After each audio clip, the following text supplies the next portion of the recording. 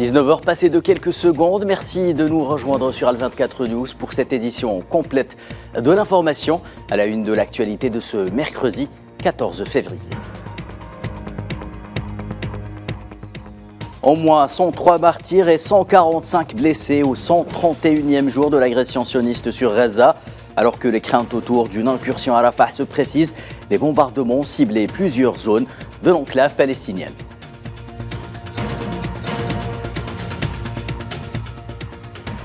Parents tombés en martyrs, familles décimées, Gaza compte désormais plusieurs milliers d'orphelins.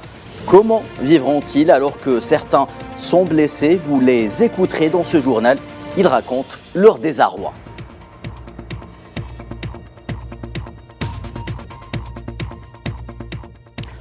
Intégration régionale, sécurité, défi de demain à l'ordre du jour de la 44e session du comité exécutif de l'Union africaine qui s'est ouvert aujourd'hui à Addis Abeba avec la participation du chef de la diplomatie algérienne Ahmed Attaf. « 13 pays disposent d'au moins 5 sociétés présentes illégalement sur le territoire sahraoui.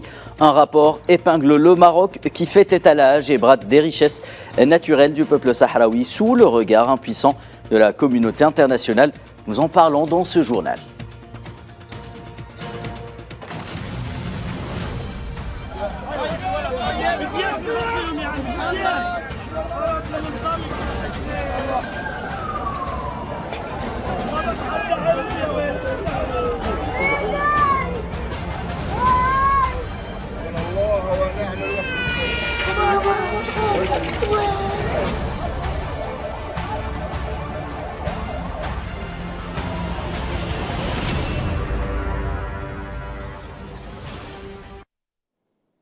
Madame, Monsieur, bonsoir. Le génocide sioniste à Gaza se poursuit pour le 131e jour consécutif.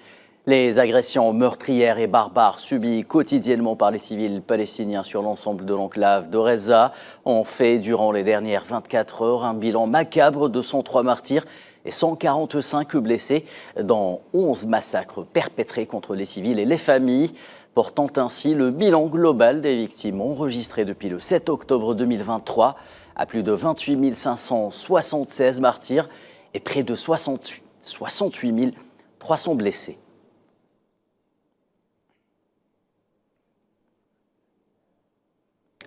Et plusieurs civils palestiniens, dont des enfants et des femmes, ont été massacrés, blessés dans un bombardement des forces de l'occupation sioniste ayant ciblé un site à l'est de Deir el-Balah.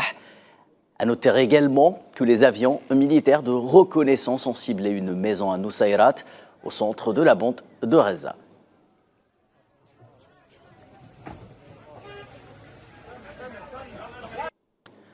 Et par ailleurs, au moins 6 Palestiniens, dont des enfants et des femmes, ont été abattus mardi soir lors d'une frappe opérée par l'aviation d'occupation sur un véhicule civil dans la rue Al-Jalaa, au nord de la ville de Gaza, tandis qu'un Palestinien a été tué. Un autre a été blessé lors d'un bombardement par des drones de l'occupation ayant visé cette fois-ci les environs de la mosquée Ali ibn Abi Talib dans le quartier de Zaytoun, dans la ville de Gaza.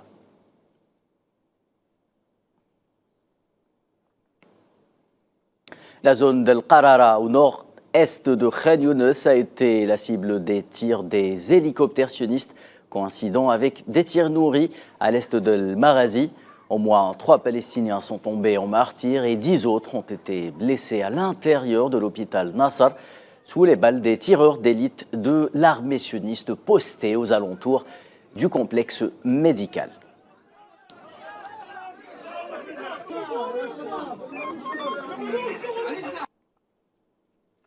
Et je vous en parlais tantôt, en titre, les exactions sionistes font de plus en plus d'orphelins à Gaza. Des enfants, voire des bébés, ont perdu leurs parents. Quelques-uns parmi eux témoignent de la douleur morale qu'ils subissent, en plus des blessures infligées par la barbarie des bombardements sionistes. Je vous propose de revenir sur quelques déclarations marquantes. Quand j'ai vu ma mère, j'ai crié et pointé du doigt en disant « C'est ma mère, c'est ma mère !» Ils nous ont conduits dans une pièce et je criais de douleur. Elle avait mal et je criais. Aidez ma mère, elle souffre. Ne me soignez pas avant de vous occuper de ma mère. J'ai crié, je ne pouvais plus supporter la douleur, tandis que ma mère les appelait en disant « j'ai mal, j'ai mal ». Et moi, je ne pouvais plus supporter la douleur. C'était insupportable. Avant, les journées étaient magnifiques. Nous sortions, nous promenions librement, jouions avec nos cousines. Nous étions insouciantes, rions et jouions. Mais tout a changé après le début de la guerre.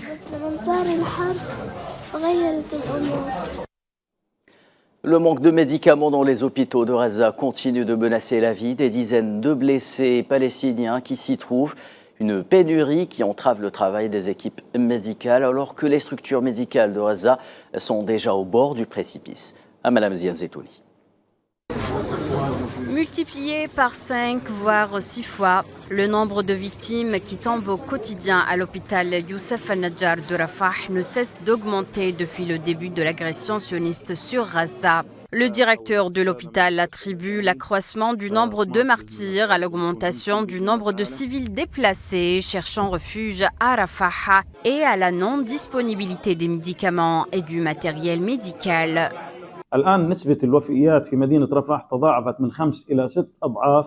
Aujourd'hui, le taux de mortalité dans la ville de Rafah a été multiplié par 5 ou 6. Tout patient arrivant à l'hôpital ou au service des urgences doit trouver des médicaments pour traiter des maladies comme les crises cardiaques ou les accidents vasculaires cérébraux, dont nous manquons souvent. En conséquence, le taux de mortalité a doublé auparavant. Nous enregistrions 5 à 12 cas par jour, mais maintenant, nous enregistrons entre 50 et 60 cas par jour. Cet alourdissement du bilan de mort est attribué au doublement de la population, à la diminution des médicaments et des traitements disponibles et à la baisse des diagnostics. Plus d'1 million de civils déplacés sont entassés à Rafah, la plupart vivant dans des camps et des abris de fortune, après avoir fui les bombardements sionistes dans d'autres zones de Gaza pendant plus de 4 mois d'agression barbare. Ce matin, nous avons reçu la nouvelle du décès de mon cousin, l'avocat, tombé malade. Nous nous sommes rendus à l'hôpital européen. Nous n'y avons trouvé ni place, ni examen, ni médicaments. Le nombre de personnes déplacées était grand à l'intérieur de l'hôpital. Nous avons donc été obligés de venir à l'hôpital Mohammed al-Najjar et nous avons trouvé la même situation. Il n'y a pas de lit. La cause du décès est le manque de nourriture et de fournitures médicales ici. De simples médicaments contre la fièvre et la toux ou des analgésiques sont indisponibles. Cette situation dure depuis longtemps. C'est une tragédie et montre un mépris pour la vie des gens. Les agences humanitaires affirment que les déplacés n'ont nulle part où aller dans ce territoire dévasté. L'Organisation mondiale de la santé a averti mercredi 14 février qu'une offensive militaire sioniste contre Rafah dans le sud de Gaza provoquerait une catastrophe insondable et pousserait le système de santé de l'enclave au bord de l'effondrement.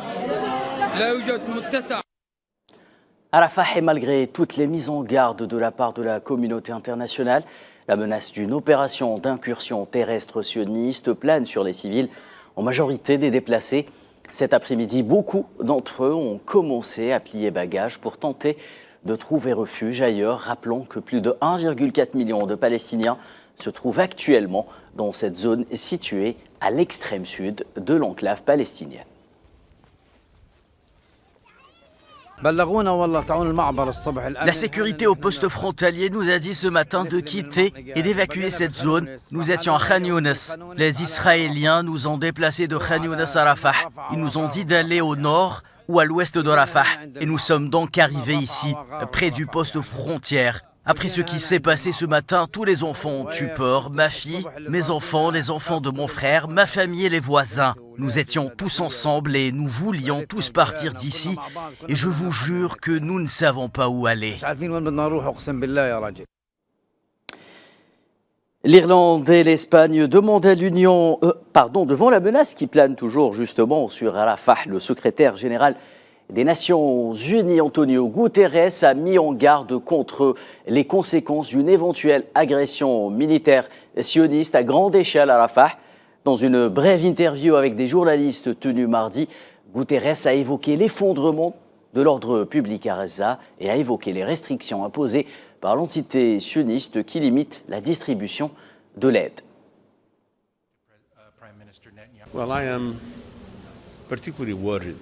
Eh bien, je suis particulièrement inquiet de la détérioration des conditions et de la sécurité de l'acheminement de l'aide humanitaire à Gaza. Il y a un trouble de l'ordre public. Dans le même temps, nous avons des restrictions imposées par Israël qui ne seront pas améliorées et limitent la distribution humanitaire. D'un autre côté, les mécanismes anti-conflit visant à protéger l'acheminement de l'aide humanitaire en relation avec les opérations militaires ne sont pas efficaces. C'est pourquoi j'espère sincèrement que les négociations pour la libération des otages et une certaine forme de cessation des hostilités aboutiront afin d'éviter un conflit général.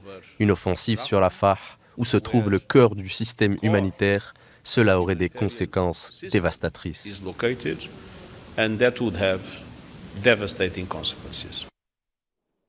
Je vous en parlais à l'instant, l'Irlande et l'Espagne ont demandé à l'Union européenne d'enquêter concernant les pratiques sionistes contraires aux droits humains. Belfast et Madrid expriment en effet un doute quant au respect des droits de l'homme à Gaza, ce qui resserre l'étau autour de l'entité sioniste quant à ces pratiques génocidaires ayant fait, rappelons-le, un bilan supérieur à 28 500 martyrs depuis le 7 octobre dernier.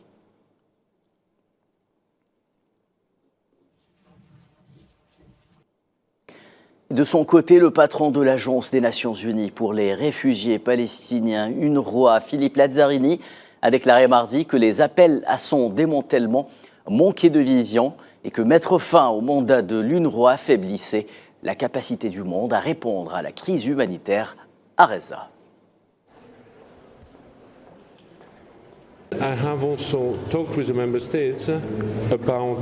J'ai également parlé avec les États membres de tous ces appels au démantèlement de l'UNRWA, à sa suppression, et j'ai mis en garde contre les conséquences. J'ai dit que ces appels manquaient de vision. L'impact ne se limite pas à court terme. Il ne s'agit pas seulement d'affaiblir notre capacité collective à répondre à la crise humanitaire, à un moment où, je tiens à le rappeler, la CIG a demandé que cette réponse soit renforcée, mais en même temps, les appels sont là pour l'affaiblir. Et environ 30% des écoles de la bande de Gaza ont été directement bombardées par les forces sionistes. Une information relayée par Stéphane Dujarric, porte-parole du secrétaire général des Nations Unies, lors d'une conférence de presse tenue mardi.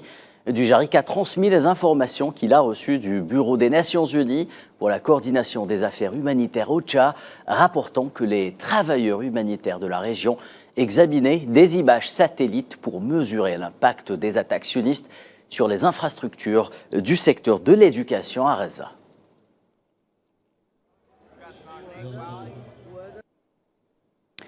Escalade régionale dans l'actualité ce soir au Liban, une attaque sioniste ayant ciblé le sud du pays a fait au moins 4 victimes, dont une femme et son fils. Les frappes en question ont également fait 9 blessés.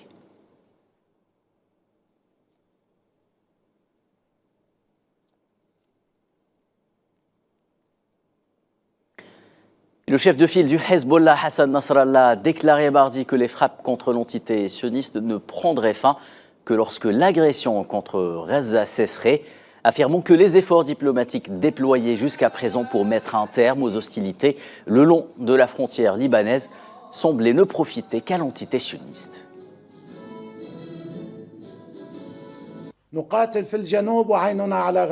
Nous combattons dans le sud du Liban, les yeux rivés sur Gaza. Lorsque l'agression contre Gaza cessera et lorsque les frappes cesseront à Gaza, nous cesserons les frappes dans le sud. Le ministre israélien est sorti et a dit « Non, même si nous nous arrêtons à Gaza, nous continuerons dans le sud du Liban. » Très bien, ce n'est pas un problème. Vous continuez dans le sud du Liban, nous continuerons dans le sud.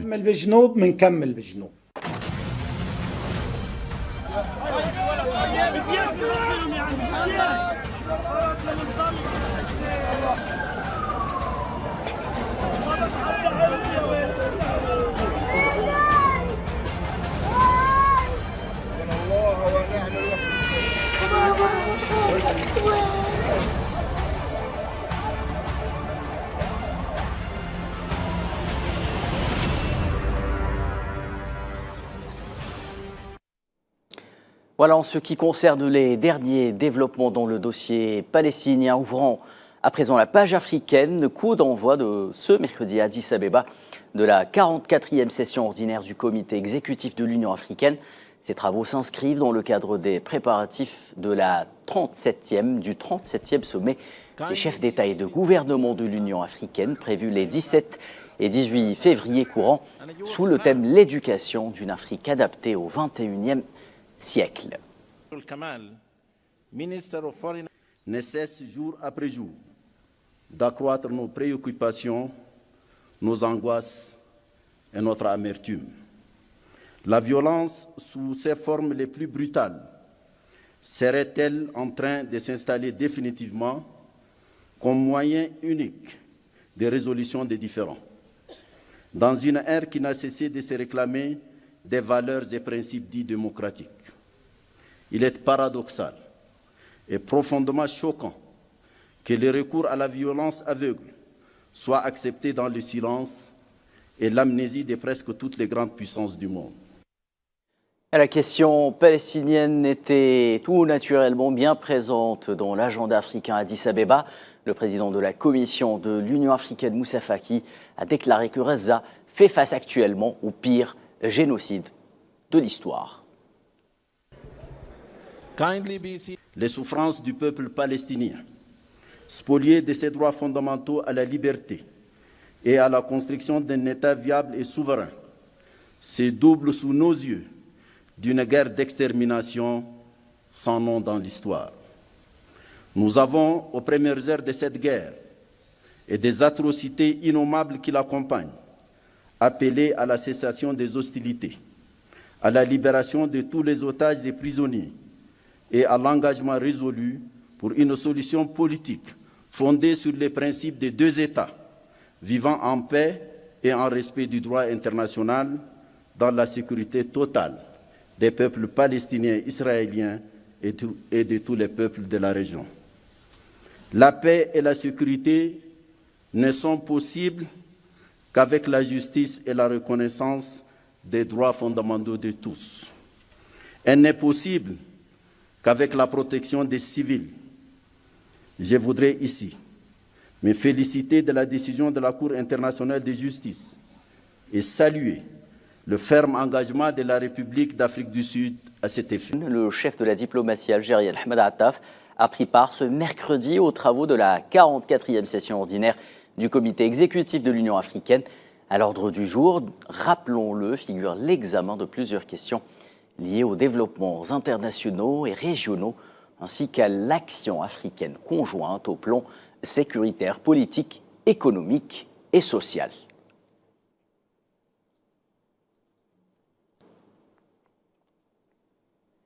Et en marge de sa participation à ces travaux, le chef de la diplomatie algérienne a effectué à Addis Abeba une série d'entretiens bilatéraux avec ses homologues burundais, sud-soudanais et nigérians.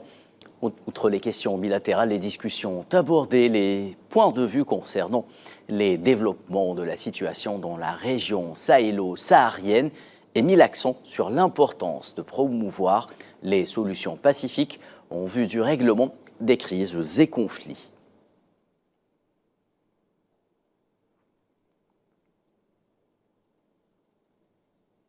Et plus tôt dans la journée d'aujourd'hui, Ahmed Attaf a eu également des entretiens avec son homologue mauritanien Mohamed Salem Ould Merzoug. À cette occasion, les deux parties ont discuté de plusieurs questions inscrites à l'ordre du jour du Conseil et ont particulièrement mis l'accent sur la coordination commune pour la mise en œuvre des directives émises à l'issue des communications directes entre les dirigeants des deux pays frères, le président Abdelmajid Tebboune et son homologue Mohamed Ould Cheikh El-Ghazouani.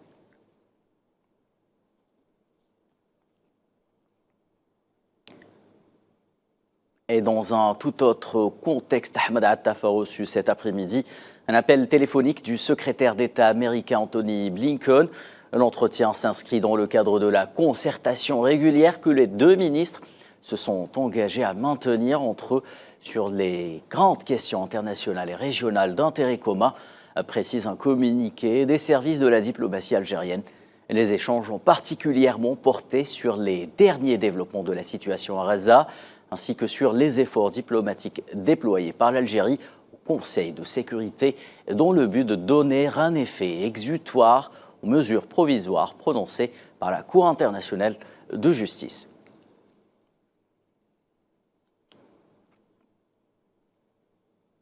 Le président mauritanien Mohamed Ould Cheikh Al Ghazouani a reçu mardi au palais présidentiel à Nouakchott le khalife général de l'ordre de la Tidjania en Algérie, Chir Sidi Belarabi, entretien a porté sur les moyens de renforcer les relations religieuses et culturelles entre les deux peuples des deux pays frères. L'entretien s'est déroulé en présence de l'ambassadeur algérien en Mauritanie, Mohamed Benatou, ainsi que quelques personnalités religieuses algériennes.